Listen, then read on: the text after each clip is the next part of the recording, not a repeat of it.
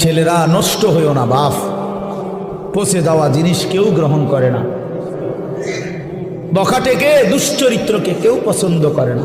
লম্পট চরিত্রহীন, নারী লুভী, জিনা বেবিচার, অসভ্যতা, মদ জুয়া আসক্ত এমন অপদার্থ জানোয়ারকে কেউ পছন্দ করে না।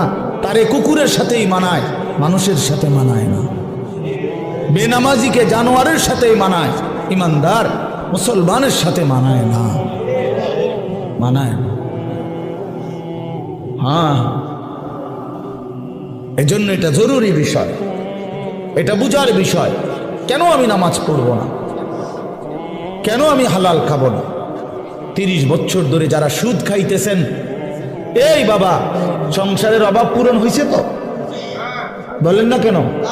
হ্যাঁ, 30 বছর ধরে যে বাটপারে ওজনে কম দেয়, এই বাটপারে জিজ্ঞাসা করেন না যে বাটপার তোর এই 30 বছর ধরে যে কাস্টমার ঠগাস, তোর অভাব গেছিনি না যাবে কোনোদিন?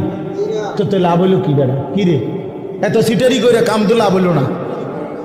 সিটারি যা করলা, কই সংসারের অভাব তো গেল না, কিস্তি তো শেষ হয় না, কিস্তি তো শেষ হয় না, প্রয়োজন তো শেষ হয় না। কই কিস্তি ইনকাম করে 90,000, কিস্তি চলে 6 না। হ্যাঁ, কথা বলেন না কেন? কিস্তি কারণটা কি?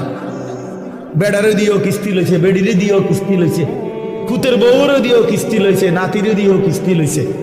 সংসারের সবগুলো হারাম কর, বউ হারাম কর, স্ত্রীও হারাম কর, কুতের বউ হারাম কর, প্রত্যেক কিস্তি যে লইছে তো হারাম কর।